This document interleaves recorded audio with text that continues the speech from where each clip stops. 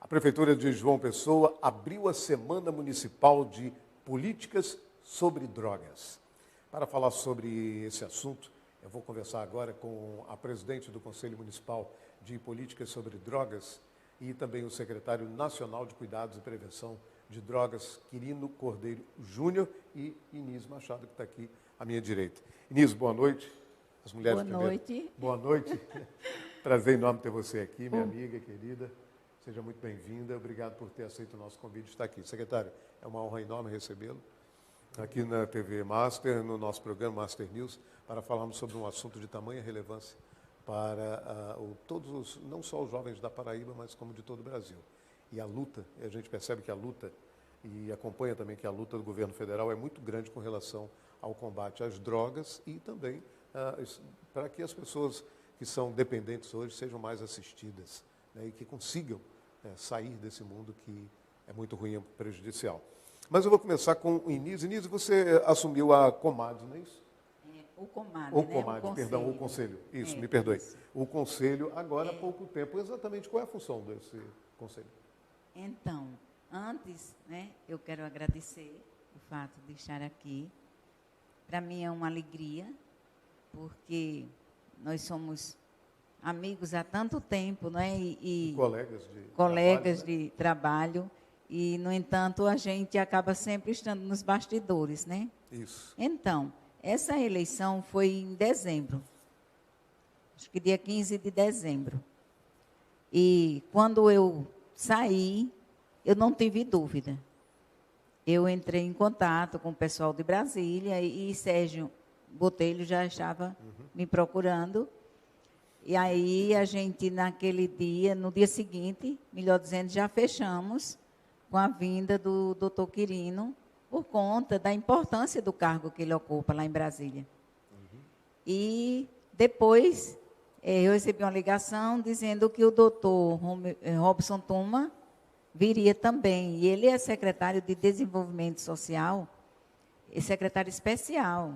Então, para mim, naquele momento, seria uma grande honra, né, poder receber os dois aqui em João Pessoa. E a gente sabe que uma pessoa que tem um cargo como o doutor Quirino, ele está junto das pessoas, das cidades, dos municípios, dos estados que querem inovar, trazer políticas públicas estruturantes e fazer um trabalho efetivo em relação a essa questão das drogas. Né? Eu acho que você deve ter conhecimento que eu faço esse trabalho faz muitos anos.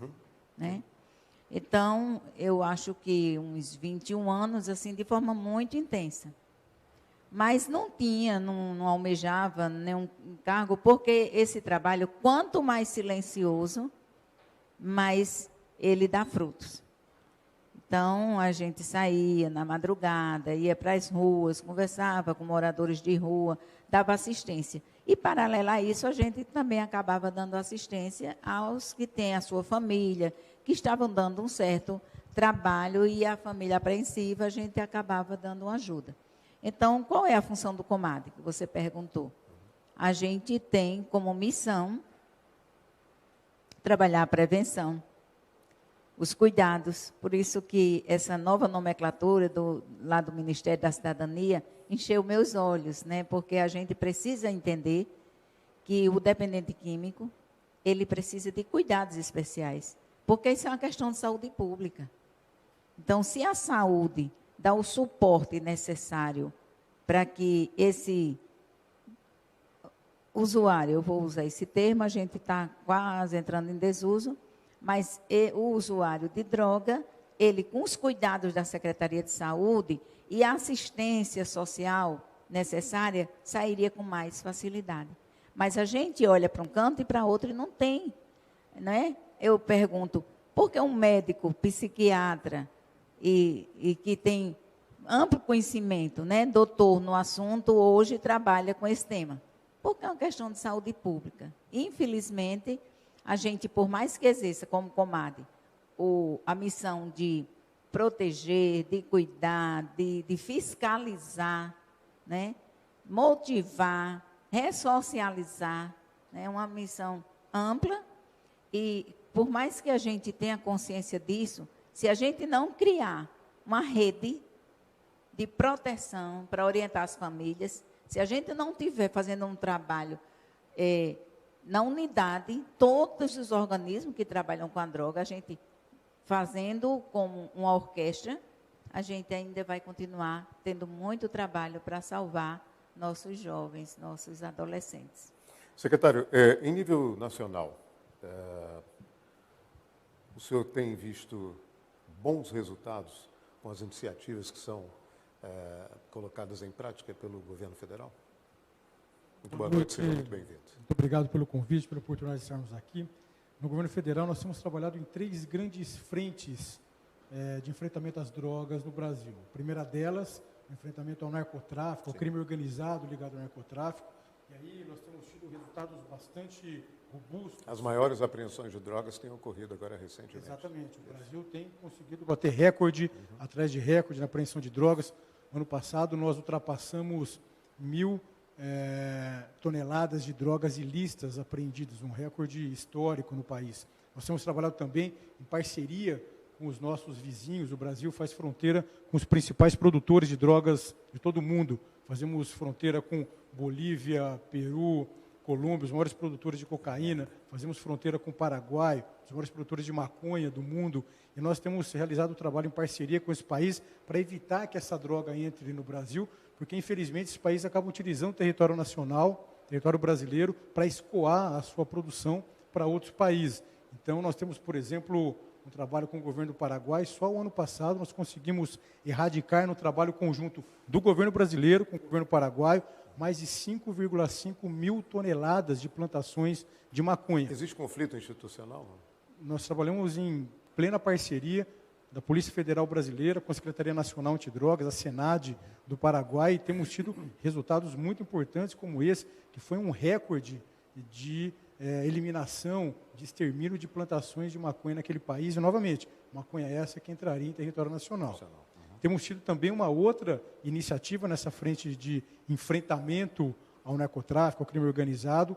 Nós conseguimos aprovar no Congresso Nacional recentemente uma lei, a Lei 13.886, que tem nos permitido, antes mesmo de finalizar o processo judicial contra o narcotraficante, nós temos conseguido retirar, alienar os bens do narcotraficante, nós temos conseguido pegar esses bens, fazer leilões, pegar esse recurso e aportar no enfrentamento às drogas. Só no ano passado, por exemplo, nós conseguimos levantar em leilões mais de 300 milhões de reais. Nos últimos 3 anos, mais de 600 milhões de reais. Ou seja, nós temos conseguido, inclusive, aumentar de maneira substancial os recursos que são tirados do narcotráfico. Aí, e revertido para quem, infelizmente, utilizou essa droga. Exatamente, ou seja, nós temos conseguido, o que eu tenho dito é, matar 2 coelhos numa cajadada só, descapitalizar o narcotráfico e pegar esse recurso e aportar nas políticas de enfrentamento às drogas. Okay. E, mais recentemente, a gente tem conseguido também fazer a doação desses bens para entidades que trabalham tanto na prevenção às drogas, como também na recuperação de pessoas com dependência química. Numa segunda frente de ação, nós temos trabalhado na área de prevenção às drogas. Nós criamos recentemente o Sistema Nacional de Prevenção às Drogas, que congrega uma série de iniciativas. Destaco, por exemplo, a área de prevenção às drogas nas escolas.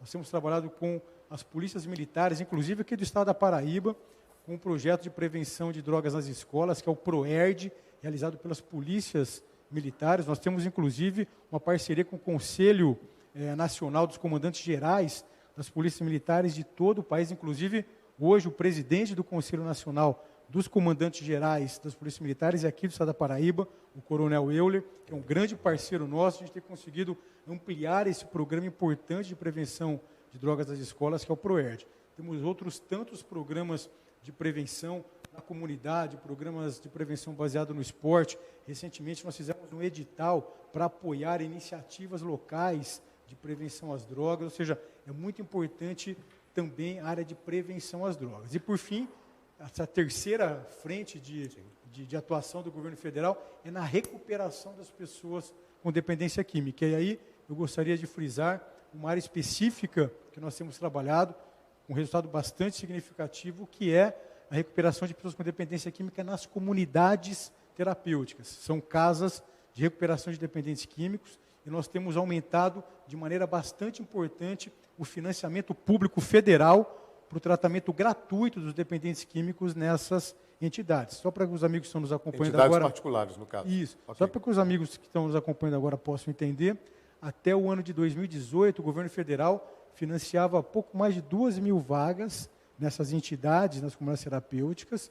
Nós ampliamos em 2019, no primeiro ano da gestão do presidente Bolsonaro no governo federal, nós ampliamos para mais de 11.000 vagas e no final do ano passado chegamos a 17.300 vagas, ou seja, saltamos de pouco mais de 2.000 para mais de 17.300 vagas. Hoje financiamos vagas para o tratamento gratuito dos dependentes químicos em mais de 700 comunidades terapêuticas em todo o Brasil, inclusive aqui no estado da Paraíba, inclusive aqui em João Pessoa.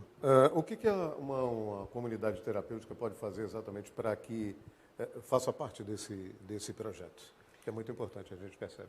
E essa minha vinda para cá, inclusive, tem muita relação com isso, porque nós temos percorrido todos os estados brasileiros para que nós possamos capacitar comunidades terapêuticas para que elas possam, então, fazer parceria com o governo federal. E hoje, aqui, nós contamos com o apoio do Conselho Municipal de Política sobre Drogas, na parceria que temos aqui com a Inise Machado, e a nossa expectativa é que nós possamos capacitar essas entidades para que elas possam, então, se organizar, elas possam se regulamentar e, a partir disso, então, fazer parcerias com o governo federal, para que nós possamos, inclusive, ajudar financeiramente essas entidades, como já ajudamos várias aqui em João Pessoa, aqui na Paraíba, e que nós possamos, então, ampliar o financiamento público federal para que cada vez nós possamos reduzir os obstáculos de acesso das pessoas com dependência química para o tratamento nas comunidades terapêuticas,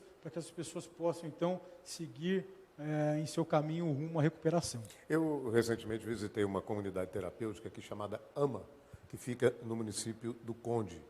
E vi toda a estrutura muito bem feita, muito bem montada, principalmente a parte de acabamento dos quartos, essas coisas todas, né? E essa entidade também, ela tem condições de participar? Estou dizendo apenas um exemplo, né? Essa comunidade AMA, ela tem a possibilidade de participar desse projeto? Sim. O que ela deve fazer? Todas as comunidades terapêuticas podem participar. Primeiro, elas precisam se regularizar e nós, novamente, nesse trabalho em parceria com o COMAD, com o Conselho Municipal de Política sobre Drogas, nós temos ajudado as comunidades terapêuticas a se regulamentarem e temos também trabalhado para que elas, a partir disso, possam se credenciar junto ao governo federal, para que, então, nós possamos ajudar no seu financiamento. Ok. Inise, e em nível de João Pessoa? O que tem sido feito e que tem obtido resultado positivo, naturalmente? Então, Aldo, amanhã nós estamos realizando o primeiro Fórum Paraibano de Comunidades Terapêuticas. E lá nós estamos trabalhando os 3 eixos, né, que é a prevenção, o tratamento, a ressocialização. E no eixo da ressocialização, então, a gente vai ter a oportunidade de ver testemunhos belíssimos de pessoas que fizeram tratamento e que hoje pessoas estão reintegradas à sociedade, né? Um trabalho de reinserção social. Você sabe perfeitamente as dificuldades que nós temos para internar hoje uma pessoa, vamos dizer, com políticas públicas localizadas. Não é? Existe um projeto de indicação do vereador Odom Bezerra. Isso é a importância da atuação do governo federal nesse projeto. Exatamente, eu ia tocar nesse assunto. Então, Odom Bezerra, ele apresentou um projeto de indicação para criar a nível de Secretaria de Saúde, né, uma casa que possa acolher, fazer a triagem e encaminhar para as comunidades terapêuticas, que é o que nós defendemos. No caso da AMA, se eu não me engano, é uma clínica de recuperação, que tem uma outra conotação. São psiquiatras que abrem casas e acolhem e tratam, né? Enfim. O que acontece com um jovem que se sente discriminado, que se sente alijado da sociedade, do processo. O que é que acontece na cabeça de um jovem dessa natureza? O doutor Quirino, como psiquiatra, pode explicar muito bem, mas a gente que está no dia a dia acompanhando, a gente sabe da dificuldade que eles enfrentam, porque nós temos essa dificuldade, nós assumimos as dores deles, né? Então, esse trabalho do governo federal tem sido, assim, uma grande bênção, porque muitos jovens aqui mesmo, no período da pandemia, tem a comunidade Lume, que pegava 15 jovens, leva para a obra Lumen, que é uma obra da Igreja Católica. Esse pessoal ficava lá, passava aqueles 15 dias que a saúde pública exigia para poder se reintegrar à sociedade, eles separavam e depois mandavam para a Fazenda da Esperança, que é uma instituição que já tem quase 40 anos, tem mais de 150, quase 190, porque tem umas que funcionam, outras para abrir, aqui no Brasil, e em 15 países, né? Então, tem mais pelo mundo inteiro, espalhadas. Então, deve ter nessas comunidades, juntando todo, umas 2.000 pessoas em tratamento. Isso só numa comunidade terapêutica. Aqui nós temos umas 30, né? Mais de 30. Agora, todas com essa necessidade do credenciamento e da assistência das prefeituras locais e do Estado, né? Que não tem, assim, uma política pública estruturante, efetiva, para tratar essa questão. Hoje nós temos apenas o governo federal. Então, só aproveitando, esse fórum vai trazer uma discussão, já tem despertado a atenção das autoridades, que na abertura nós recebemos o prefeito em exercício, alguns secretários municipais, inclusive o gestor do Comad, que é a Secretaria de Desenvolvimento Social, que tem como secretário agora Dorival Vilar. E assim, eles estão começando a trazer recursos, já vão implantar no orçamento, a partir de agosto, uma rubrica para essa questão das drogas. Então, a gente tem feito essa cobrança, né, de forma intensiva, e eles estão alcançando, começando a compreender que essa é uma questão grave, que se a gente não se preocupar e não agir agora, nós vamos ter problemas muito sérios no futuro. Agora, secretária, vocês estão na semana da discussão, né, sobre droga, não é isso? Isso. Qual a importância que o senhor vê nessa? É uma realização do Comad? Do Comad, em parceria com a C10, né? Pronto, e como é que o senhor vê? Parceria não. Como é que e o senhor... a C10.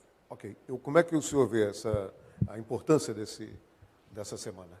No governo federal, nós temos buscado, como eu disse, percorrer o Brasil, buscando parcerias como essa, né, do Comad. Eu estive aqui recentemente em João Pessoa para participar da posse da diretoria, da nova diretoria do Conselho. Nós temos também buscado aproximação com gestores locais, com gestores municipais, gestores estaduais. Nós criamos uma inovação dessa gestão que nós temos na política de drogas hoje no Brasil.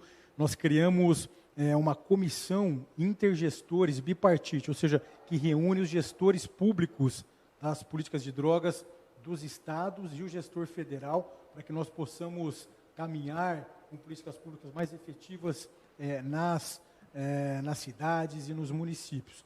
Nós também temos buscado fazer essa aproximação com os conselhos que reúnem eu digo que são as forças vivas da sociedade, que reúnem as entidades do terceiro setor. Nós falamos aqui da parceria que nós temos hoje no governo federal, financiando vagas para o tratamento gratuito dos dependentes químicos nas comunidades terapêuticas, mas também nós temos trabalho com outras entidades do terceiro setor.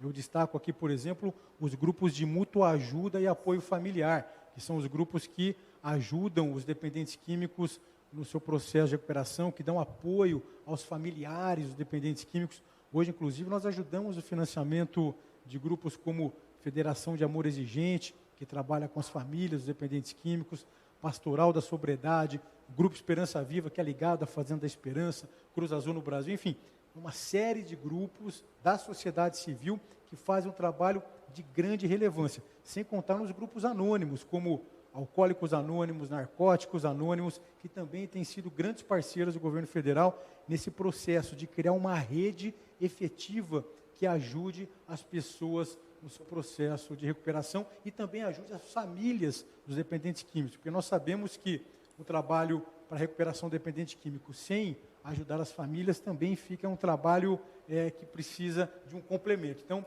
esses grupos de mútua ajuda e apoio familiar são extremamente importantes e nós temos conseguido fazer esse trabalho envolvendo a todos, os conselhos municipais, estaduais de prevenção sobre drogas, os gestores estaduais e municipais e também todos esses grupos da sociedade civil, que, juntamente com o governo federal, temos conseguido, então, trilhar caminhos mais robustos. E só para falar das farmacoterapêuticas, da importância do trabalho que o terceiro setor tem realizado nesse processo de recuperação de pessoas com dependência química, nesse processo de dar às pessoas uma esperança de mudança de vida, nesses últimos 3 anos que estamos lá no governo federal, com essas novas políticas de drogas que estamos implementando, só nas vagas financiadas pelo governo federal, as farmacoterapêuticas em todo o Brasil já acolheram, já internaram mais de 120 mil pessoas, ou seja, foram mais de 120 mil brasileiros que puderam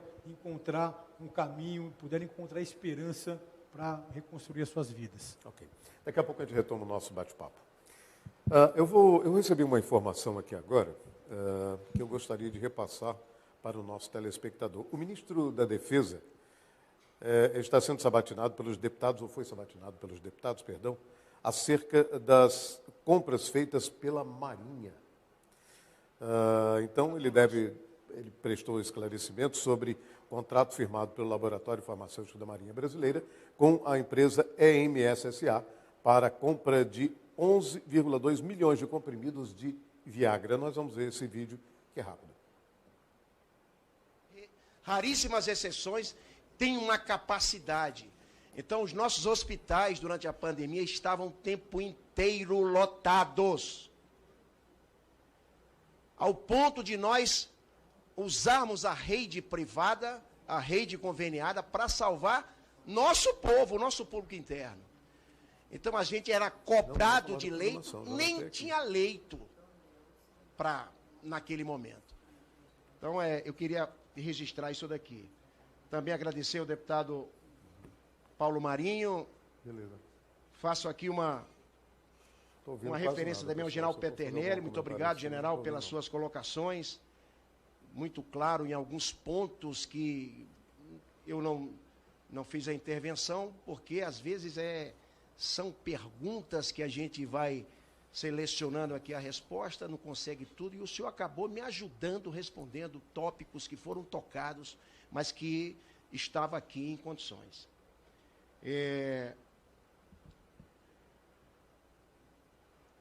Sobre o general Vilas Boas, eu fui cadete, tenente, capitão e coronel e general do general Vilas Boas. Eu servi com o general Vilas Boas 5 vezes na minha vida. Ao vivo. Eu me considero como um filho, não, sobrinho, irmão do general Vilas Boas. É a maior liderança que esse exército já teve. Nós fizemos uma grade. Ainda hoje,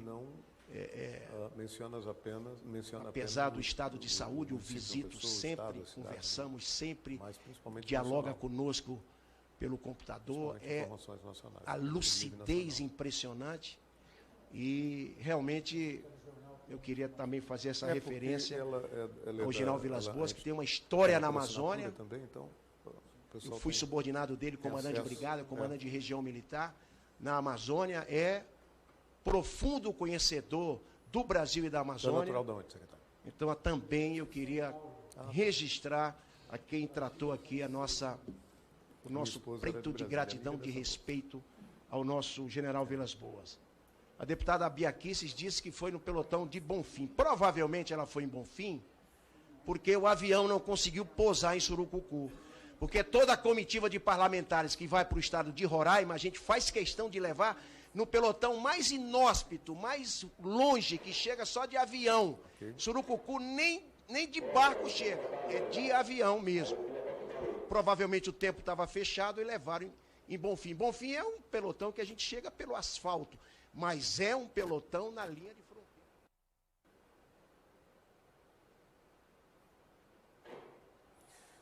Muito bem, a gente vai ver daqui a pouco, logo após os comerciais. Representantes de ministérios públicos se reúnem com prefeituras para discutir gastos com festejos juninos. Voltamos já.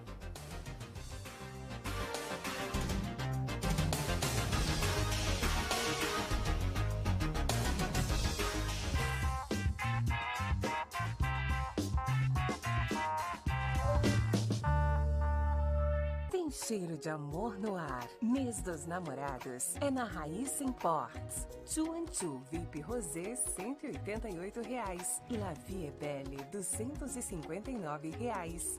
Azarro Sport, 100 ml por R$179,90. Amor, R$129,90. Kits exclusivos das melhores marcas para presentear. Solicite nossa revista especial edição de namorados. Raíssa Imports.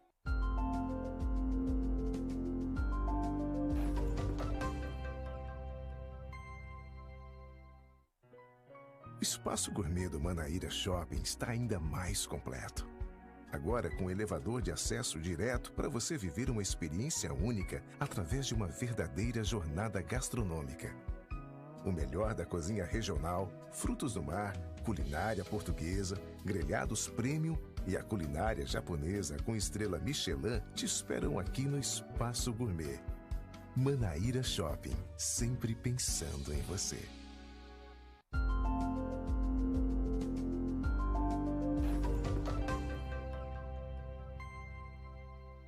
O mais moderno hospital de olhos da Paraíba e o melhor lugar para você cuidar da sua visão. Equipamentos de alta tecnologia para a realização de consultas, exames e cirurgias. Qualidade, agilidade e conforto para cuidar da saúde dos seus olhos. O Agabol é o único do estado a ter cirurgia de catarata a laser. Atendimentos particulares e por convênio através dos planos Bradesco Saúde e Smile Saúde. Agende sua consulta 3022-5050. Agabol, Avenida Hilton Souto Maior, 3232, Mangabeira.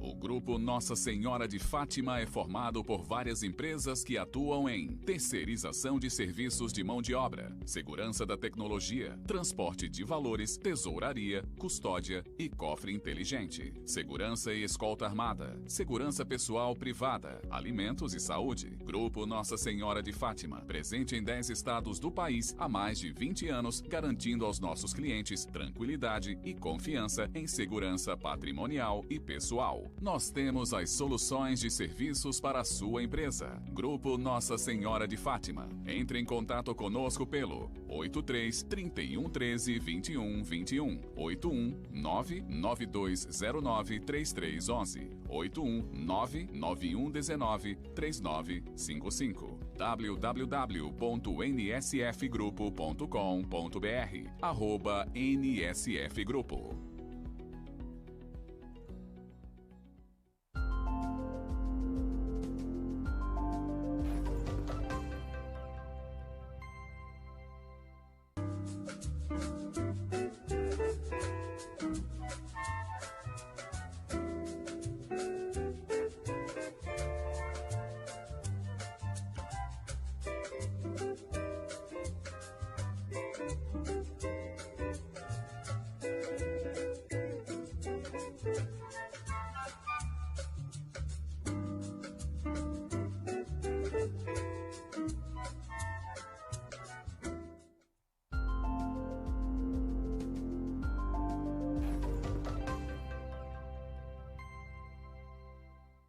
Quer informações confiáveis sobre as eleições 2022? O bot do TSE no WhatsApp pode te ajudar. Ele é usado para tirar dúvidas e informar o eleitor. Quem se cadastrar vai receber as notícias das eleições em primeira mão. Salve já! O número é 619637-1078. Se preferir, aponte a sua câmera para o QR Code que aparece na tela. Não perca tempo. Se cadastre agora e saiba tudo sobre o processo eleitoral.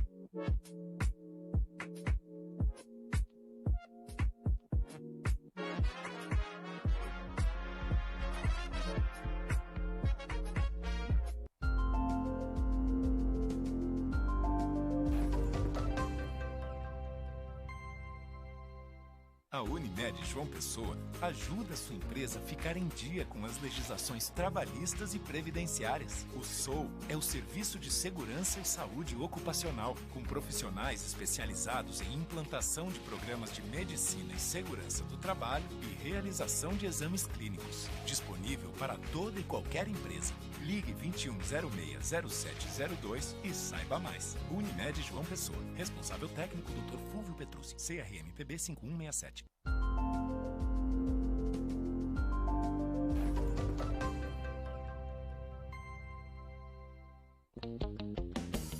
Novas cápsulas São Brás. Todo mundo que adora café vai amar essa novidade. O aroma e o sabor do melhor café expresso, agora na sua casa e em todo lugar.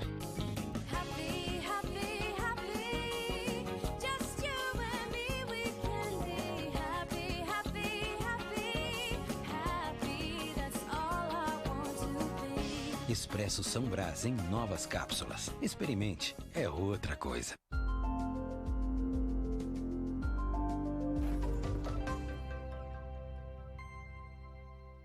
A New Sedan Jeep chegou em Cabedelo e a sua nova concessionária Jeep. A loja oferece um amplo espaço de atendimento com estrutura completa com carros novos e oficina própria.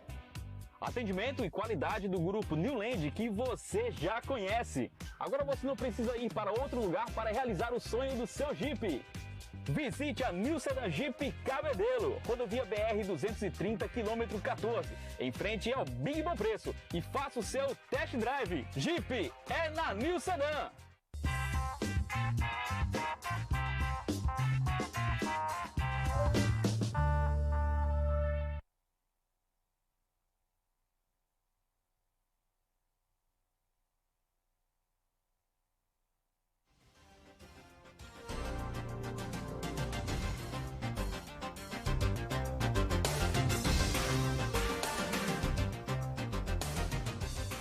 Estamos de volta com o Master News. O prefeito Cícero Lucena deu continuidade ao repasse de emendas impositivas de vereadores aqui da capital. Dessa vez, o repasse beneficia o Instituto Cândida Vargas, num montante de pouco mais de R$800 mil. O prefeito de João Pessoa, Cícero Lucena, deu continuidade nesta quarta-feira ao repasse de emendas impositivas de vereadores da capital. Desta vez, o repasse beneficia o Instituto Cândida Vargas, no montante de quase R$850 mil. Além da responsabilidade, do compromisso e do respeito para com o Poder Legislativo, na nossa legislação tem essa condição dos vereadores que representam exatamente o povo poder fazer uma emenda onde faz sugestões da sua aplicação e a Prefeitura cabe, então, atender a essa demanda dos vereadores. São eles que conhecem boa parte dos nossos problemas, também podem propor suas soluções. Então é uma relação de respeito entre o Poder Executivo, o Poder Legislativo, entre si, mas também principalmente com a população. Hoje nós começamos o dia com uma ação que dá um renovo nas nossas energias, que foi a entrega de emendas positivas para a maternidade Cândida Vargas, para aquisição de materiais hospitalares, para criação de novas salas cirúrgicas, que vai otimizar muito o atendimento daquela maternidade. E também nós visitamos a construção da casa de parto, né, que é uma obra que está em andamento, que muito brevemente estará pronta e que vai ser uma grande incentivadora do parto normal. Hoje nós temos uma cultura no nosso país de partos cesarianos e nós pretendemos, com essa casa de parto, com o parto humanizado, dar a importância que o parto normal tem.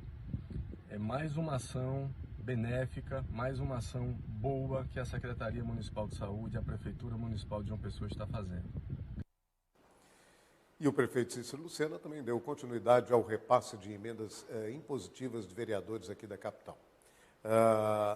Aliás, esse assunto a gente já falou sobre ele, foi exatamente o que a gente assistiu agora. Olha só, e a Prefeitura de Santa Rita aprovou uma nova licitação no valor de R$570 mil para a contratação de uma empresa especializada em prestação de serviços de segurança desarmada.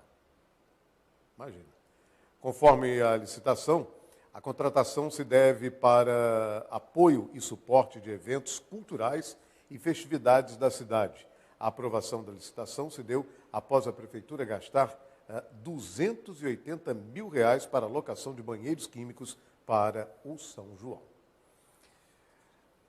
Muito bem, representantes dos Ministérios Públicos, Federal, Estadual e de Contas se reuniram nesta quarta-feira com gestores de prefeituras do Cariri paraibano para discutir gastos com os festejos juninos. É isso que a conversa está se expandindo muito aqui sobre esse assunto. Principalmente uma preocupação grande do Tribunal de Contas da União. Os gestores dos municípios de Tavares, São João do Tigre e Taperoá declararam que nas próximas 48 horas vão promover as alterações necessárias para dar mais transparência à divulgação dos gastos com os respectivos festejos juninos. Muito bem. Na reunião foi verificado pelo Ministério Público do Estado da Paraíba e pelo Ministério Público de Contas que o município de Princesa Isabel já cumpriu as orientações dos MPs. Já a Prefeitura de Ouro Velho informou o cancelamento da festa. Os Ministérios Públicos reconhecem que os festejos juninos são importantes para a cultura, o turismo e a economia local. No entanto, ponderaram que o gasto público deve ser feito com total transparência e zelo. Naturalmente, isso deve acontecer. Agora, a pergunta que eu faço é a seguinte. Tem muitos contratos sendo fechados aí por 150 mil, 300, e é mais ou menos isso. Eu queria saber o seguinte, como uma prefeitura do interior da Paraíba conseguiu tanto dinheiro para contratar apenas, às vezes, uma pessoa, um cantor, uma dupla sertaneja? É dinheiro que não acaba mais. De onde veio esse dinheiro? A pergunta aqui não quer calar. E detalhe, hein? Eu estou fazendo uma pergunta. Não estou, em momento algum, acusando alguém disso ou daquilo. Só estou fazendo uma pergunta. Certo? Como já dizia um velho ditado, perguntar, naturalmente, não ofende. Eu vou voltar a conversar agora com o secretário Machado Quirino e com Inise, aliás, com o secretário Quirino Júnior e com o Inise Machado, que hoje, que estão na Paraíba, o secretário está na Paraíba, e Inise, o Conselho está realizando um evento aqui, que é a semana de discussão sobre droga, e naturalmente é importante. Inise, a gente estava falando agora há pouco sobre muitas coisas que vão acontecer. Você tem a programação, mais ou menos, do que a gente vai ver nesse período? Aliás, o período é de 5 a 11, não é isso? De junho. Exatamente. Né? E é um período delicado porque as escolas estão em prova ou saindo de férias, os CAPs estão, né, se reestruturando, tem uma série de coisas que tem inviabilizado, porque para nós que somos do Conselho, e aí a Secretaria de Educação e Saúde, elas são imprescindíveis nessa luta. Né? Junte-se a isso a C10, que é a de Desenvolvimento Social, a CG, que é a Secretaria da Juventude, Esporte e Lazer, também a CEMUSB, que é a de Segurança e Cidadania, e a Secretaria, que tem uma responsabilidade maior, é a da Saúde. Nós temos as instituições da sociedade civil, né? E aí eu vou dizer aqui para vocês que são, assim, uns conselheiros bem atuantes. O doutor Quirino já mencionou aí a questão do amor exigente, da pastoral da sobriedade, da esperança, do grupo Esperança Viva, que eles dão suporte às famílias dos dependentes. Mas nós temos a FETAC, que é a Federação das Associações de Ação Comunitária, também a maçonaria, né, faz parte, a Associação dos Pastores Evangélicos, a Arquidiocese da Paraíba, a Fazenda da Esperança, que ela representa todas as comunidades terapêuticas, a OAB, né, que tem nos ajudado muito, a Arquidiocese, já falei, enfim, e o Conselho Regional de Psicologia. Então, nós temos 40 conselheiros. né? 2 por cada instituição. Dessa, agora recebemos a Associação Comercial da Paraíba, que bacana. E a Secretaria, a SEDUC, que é a de Direitos Humanos. E dentro dessa programação que você tem aí, o que a gente vai ter? O que a gente então, tem reuniões? Nós já tivemos, hoje nós tivemos na universidade. Desde o dia 5, né? Já está tendo a programação. No dia 5 nós começamos lá no Pentecostes, né? Que é um espaço que reúne uns 5.000 pessoas. No dia 6, nós reunimos todas as instituições governamentais e da sociedade civil. No dia 3, nós reunimos os controles sociais e as casas de conselhos.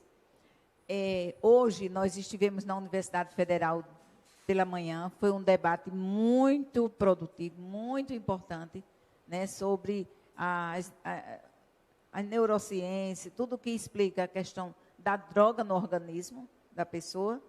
Amanhã, nós vamos ter o primeiro fórum de comunidades terapêuticas, com a presença do Dr. Quirino, que vai dar uma palestra e vai conversar com as comunidades terapêuticas, com os representantes. Agora, na Lagoa, sexta-feira, dia 10, e aí eu gostaria de convidar toda a população, é um ambiente aberto, você sabe, nós vamos estar ali na Lagoa com a Caravana do Cuidar, que é da SEDUC, da Secretaria de Direitos Humanos e Cidadania, e todos os serviços de todas as secretarias. Tem serviço lá para todo gosto, para a comunidade, né? A SEGE vai estar com professores de educação física, e, enfim, cada secretaria vai estar com sua estrutura, e nós também, como sociedade civil, porque eu represento a Fazenda da Esperança, né? Nós temos a comunidade Abrace, o doutor Quirino conheceu, esteve aqui, visitou as comunidades terapêuticas, que é um pessoal também excelente, e faz um excelente trabalho com os jovens. E nós vamos estar com o pessoal da Casa da Paz, com forró. São mais palestras e tal? Sim, cada instituição onde as pessoas forem, nós vamos estar com material, explicando o que é, como é, por que é, para que é. Então, tudo o que for dúvida na cabeça das pessoas podem ser tiradas na sexta-feira. Antes, porém, às 9 horas, a Arquidiocese, que faz parte do Conselho, Dom Delson vai celebrar uma missa na Igreja das Mercês, que fica logo pertinho ali da Lagoa, às 9 horas da manhã. E o pastor Sérgio, aliás, Estevão Fernandes, né, ele vai estar conosco na Lagoa, e a equipe também da Associação das Igrejas Evangélicas. Então, e finalmente a gente vai encerrar com um festival de vôlei. Dia 11? Dia 11. Próximo sábado. Isso. Então, a gente quis dar uma forma mais light para esse encerramento, e aí a Secretaria de Juventude, Esporte e Lazer está promovendo esse festival de vôlei. Então, a gente optou pelas universidades. Amanhã, doutor Quirino vai estar na Uninasal. E aí, os alunos que participarem, eles vão receber certificado de pontuação por hora-aula. Nós estamos fazendo parceria com as universidades para estar levando essas palestras, fazendo esse trabalho, e eles terem esse benefício, né? O aluno participar também, ter a contrapartida. Então, a gente fica feliz, sabe, Alda, porque é uma luta muito intensa. O doutor Quirino deve saber perfeitamente do que eu estou falando. Não é uma coisa fácil, porque a gente tem uma mira, você sabe, né? E a gente precisa estar de cabeça erguida e não ter medo, Tem que estar trabalhando para que os nossos irmãos possam ter uma tranquilidade maior. Secretário, a gente viu em várias instituições envolvidas dentro desse processo de combater as drogas, de certa forma, ajudando aquelas pessoas que, infelizmente, são dependentes delas. Mas também a gente ouve falar o seguinte: a medicação dá certo. Se a medicação dá certo, não precisa dessas entidades. Funciona dessa forma? O senhor que é psiquiatra, é isso? O senhor que é um psiquiatra. Existe medicação para você se livrar totalmente da droga? Ou só um tratamento em nível de apoio com essas entidades, por exemplo, como elas fazem, e família? Aldo, essa é uma pergunta muito importante, porque nós podemos aproveitar esse momento para reiterarmos aqui a ideia de que a sociedade precisa de todos. A sociedade precisa de todos os tipos de ajuda. Até porque a dependência química é um quadro clínico bastante heterogêneo, de modo que as pessoas vão acabar se beneficiando de determinados tipos de ajuda que muitas vezes, em um determinado momento, vai ser importante, em outro momento, um outro tipo de ajuda vai ser necessário, de modo então que é de fundamental importância que nós possamos construir uma rede de cuidado que possa dar conta das distintas necessidades das pessoas com dependência química e também dos seus familiares. Nós estamos falando aqui, por exemplo, das comunidades terapêuticas, que são as casas de recuperação de pessoas com dependência química. Nessas entidades, para que os amigos que estão nos acompanhando possam entender, o acolhimento, o tratamento, a internação é voluntária, ou seja, o indivíduo precisa aceitar o tratamento para que ele possa receber exatamente o cuidado nessas entidades. Entretanto, nós sabemos, por exemplo, que existem pessoas com dependência química que apresentam quadros clínicos muito graves e que, por conta disso, então, acabam perdendo a capacidade de tomar decisões autônomas, podem começar a se colocar em risco, colocar outras pessoas em risco. Nesses casos, por exemplo, essas pessoas vão precisar de uma internação, muitas vezes uma internação involuntária. E longe de ser uma internação involuntária, uma situação que vai colocar em risco os direitos dessa pessoa, pelo contrário, a internação involuntária vai garantir o direito dessa pessoa à vida, porque muitas vezes, por conta da dependência química, ela está se colocando em risco. E muitas vezes nós precisamos fazer com que essa pessoa possa receber o tratamento em um regime protegido, muitas vezes contra a sua própria vontade, para garantir naquele momento a sua vida. E nós, por exemplo, temos trabalhado com entidades que ofertam esse tipo de cuidado. Da outra vez que eu estive aqui na Paraíba, por exemplo, eu estive em Campina Grande, lá pude visitar uma clínica, a Clínica Dr. Maia, que recebe pacientes também de maneira totalmente gratuita para o tratamento de pessoas com dependência química, e muitas vezes pessoas com dependência química, Aldo, que por conta do uso crônico da droga, acabam desenvolvendo quadros psiquiátricos graves, né? Então, só para a gente entender que as formas terapêuticas são importantes, mas nós precisamos também dos hospitais, né? Como eu disse, visitei a Clínica Maia lá em Campina Grande, que trabalha com esses pacientes que já apresentam quadros mais graves. Nós precisamos trabalhar com as famílias e esses grupos de mútua ajuda e apoio familiar, a gente já falou aqui alguns deles, Amor Exigente, Pastoral da Sobriedade, o Grupo Esperança Viva, ligado à Fazenda da Esperança, ajudam muito nesse processo de suporte da família, que a família precisa receber essa ajuda para que ela possa também estar fortalecida para auxiliar a pessoa com dependência química a sair do mundo das drogas.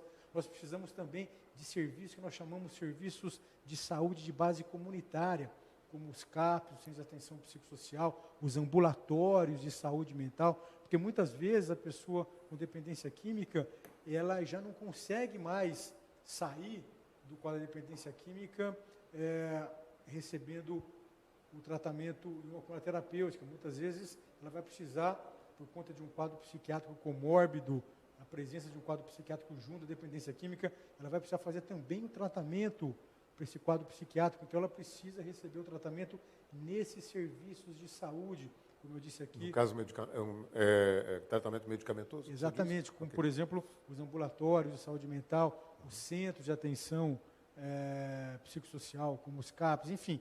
Então, a gente precisa construir uma rede ampla de cuidado e que possa contar com serviços de saúde que atendem a pessoa na comunidade, como os ambulatórios de saúde mental. Para quadros mais graves, a gente vai precisar, por exemplo, de um acolhimento na cura terapêutica. Casos mais graves ainda, que precisam de uma internação no serviço de saúde, a gente vai precisar do hospital. Ou seja, basicamente, a gente precisa de uma rede ampla e sem, obviamente, nos esquecermos das famílias, que também precisam de cuidado. E, basicamente, a ideia, então, é que a gente possa ter uma rede ampla de cuidado, que conte com serviços de saúde, que conte com serviços organizados pela sociedade civil, como as terapêuticas, os grupos de mútua ajuda e apoio familiar. Muitas vezes nós temos pessoas que, por conta da dependência química, já perderam tudo, que não têm condições de ter uma vida mínima do ponto de vista social. Então, precisam também receber o suporte de serviços da rede socioassistencial, como CRAS, CREAS, enfim. Então, o que nós temos trabalhado no governo federal é para ajudar estados e principalmente municípios a organizarem, tudo, né? Exatamente, organizarem essa rede ampla de cuidado. Então, é muito importante, né, eu ressalto isso aqui, nós estamos hoje aqui em João Pessoa, na nossa parceria com o Conselho Municipal de Polícia sobre Drogas, aqui com a Inise, com tantos outros colegas, né, que têm trabalhado conosco, para que juntos, o governo federal e as autoridades locais, a sociedade civil local, para que nós possamos organizar cada vez mais uma rede potente de cuidado, de tratamento, de recuperação e de reinserção social para as pessoas que, infelizmente, acabaram enveredando pelo mundo das drogas. O senhor fica até o final da realização dessa semana? Infelizmente, para mim, não. Eu vou precisar sair voltar rapidinho. A Brasília. Na verdade, daqui, Aldo, eu vou para Natal, eu vou para o Rio Grande do Norte.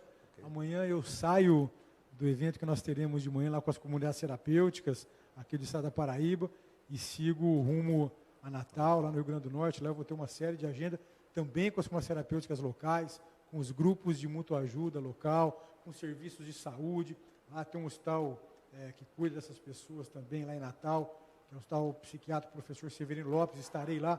Eles estão inaugurando um ambulatório de saúde mental que cuida das pessoas com dependência química, que apresentam quadros psiquiátricos, comórbidos, enfim. Então, eu fico aqui, dessa vez, rapidinho. Da outra vez tive a oportunidade, né, Inês, da gente visitar as terapêuticas aqui em João Pessoa, estivemos em Santa Rita, estivemos no Conde, enfim, mas... Exatamente. E, se Deus quiser, em breve estarei de volta aqui, porque o estado da Paraíba é um estado que tem trabalhado bastante para organizar uma rede de cuidado efetiva para as pessoas, especialmente aqui no município de João Pessoa. E a gente espera que o governo federal também atue na profilaxia, ou seja, nesse impedimento que o senhor colocou bem no início do nosso bate-papo aqui, da nossa entrevista, que são as ações de governo no combate ao tráfico de drogas. Isso aí é extremamente importante. Gente, eu conversei com o secretário Quirino Cordeiro Júnior, Nacional de Cuidados de Prevenção a Drogas, e com a Inise Machado, que é a presidente do Conselho Municipal de Políticas sobre Drogas, aqui no município de João Pessoa, a quem agradeço imensamente. Secretário, muito obrigado. Foi uma honra enorme recebê-lo. Volte sempre que vier a João Pessoa. Inise, traga-o sempre para falar para a gente sobre o que está sendo feito, o que o governo federal tem feito para ajudar os nossos, não só jovens, né, infelizmente, não só jovens, mas pessoas também de todas as idades que acabam veredando para esse lado. Inise, obrigado por você ter vindo, obrigado pela indicação desse nosso bate-papo, que foi muito importante. Inise é jornalista, claro, passou a pauta. E aí a gente, né, aproveita. Eu que agradeço, querido. Pode ter certeza que você abriu um espaço muito importante para que a gente traga o mínimo que a gente está tentando fazer para minimizar esse drama que nós vivemos, né? Obrigado. Obrigado, eu que agradeço. Obrigado.